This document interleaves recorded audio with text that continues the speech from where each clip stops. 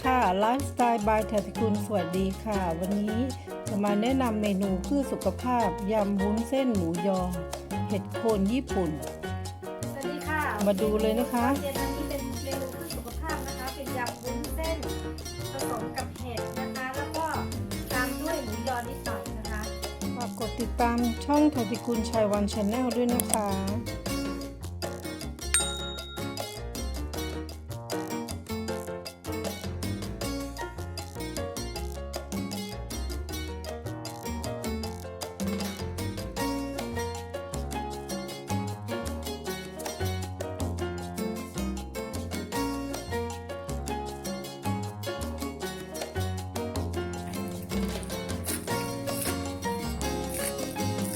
เราจะไม่หั่นฝอยนะคะ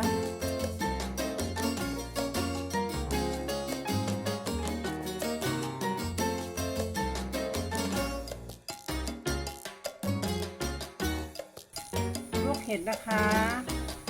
แป๊บเดียวค่ะเห็ดไม่งั้นจะเหนียวนะคะ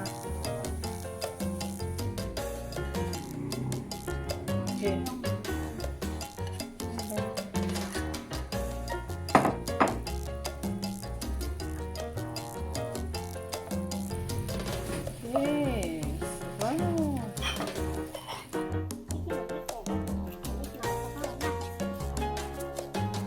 การทำน้ำยำในอาหารไทยต้องชิมทุกครั้งนะคะเพื่อให้รสชาติถูกปากนะคะ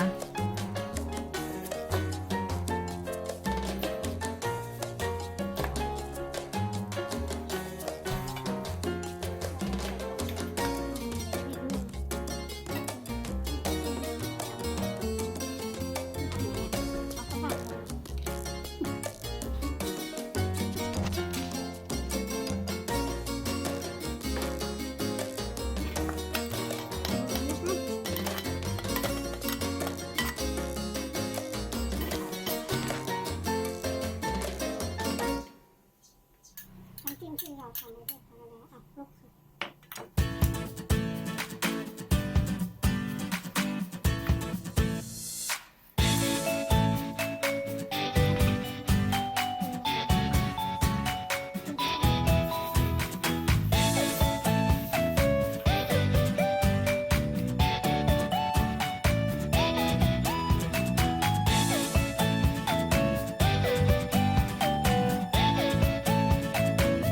ค่ะยำวุ้นเส้นใส่หมูยอแล้วก็ใส่เห็ดนะคะมีผักกาดหอมทานด้วยนะคะเป็นเมนูเพื่อสุขภาพสำหรับค่ำคืนนี้นะคะเรามาทานร่วมกันนะคะเชิญค่ะ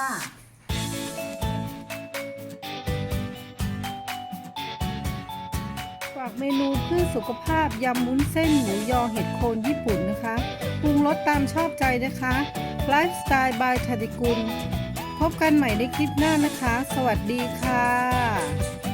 บ๊ายบายฝาก subscribe กดไลค์กดแชร์ด้วยค่ะขอบคุณค่ะ